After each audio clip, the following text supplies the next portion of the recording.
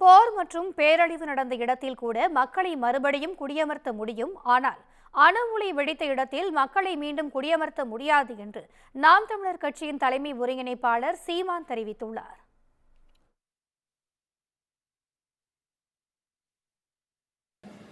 மின்சாரம் இல்லாமல் எப்படி வாழ்வது, மின்சாரம் இல்லாமல் எப்படி நாடு வளரும், அதெல்லாம் சரிதான்.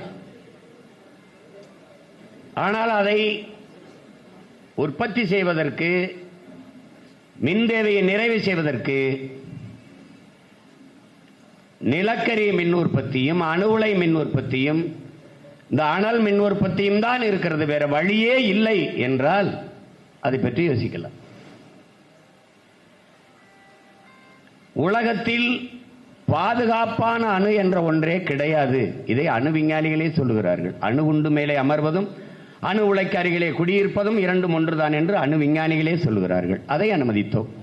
நீர், உணவு, சுவாசிக்கும் காற்று எல்லாம் நஞ்சாகிவிட்ட பிறகு விளக்கை வைத்துக்கொண்டு, வெளிச்சத்தை வைத்துக்கொண்டு என்ன செய்வீர்கள்?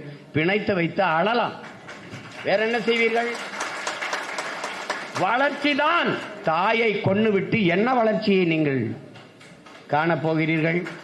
இங்கே கட்டமைப்பதெல்லாம் தாயின் மாறிலே பால் குடிக்கலாம், அது இயற்கை, இயல்பு, யதார்த்தம். மாறை அறுத்து ரத்தம் குடிக்கிற வேலையை வளர்ச்சி வளர்ச்சி வளர்ச்சி என்று கட்டமைப்பதை எப்படி நீங்கள் ஏற்கிறீர்கள்? போர் நடந்து பேரழிவு நடந்த பிறகு கூட மக்களை குடியேற்றி விட முடியும்.